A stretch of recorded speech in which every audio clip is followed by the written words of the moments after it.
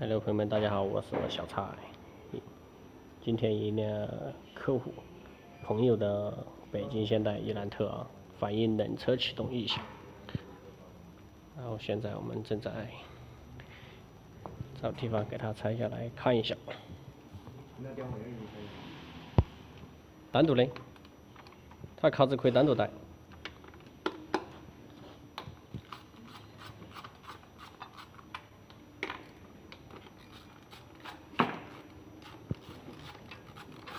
正在拆解 VVT 的发动机，然后现在拆下来看一下，它这个声音应该大多是液压顶筒泄压了导致的这个异响。拆下来就可以看到了，气门室盖现在拆开了，看一下这个液压顶筒已经泄压了。只是刚刚开着来的时候还有一点压力，但是现在不是太明显。现在我们先看一下，因为它这个要动正时，所以说我们现在先看一下，打个记号怎么的，以免后期有不必要的麻烦。现在正在准备拆正时皮带，记号我们已经打好了。但是就是不知道这个张紧器现在有什么讲究的没有，所以我们现在等一下研究一下它的工作原理了，然后再来拆。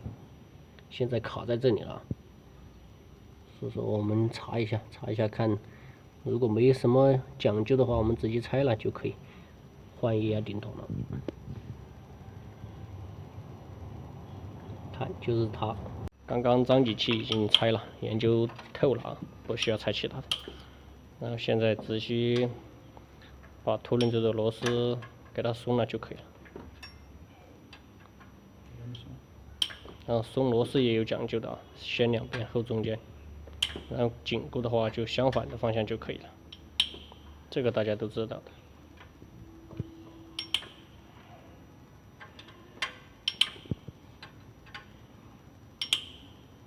现在终于拆完了，之前看的就是这个泄压了，现在一套给它换完，因为这个也没单独的，直接拉水里。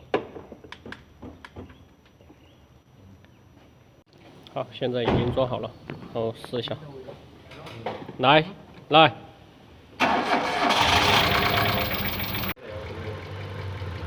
搞定，收工下班。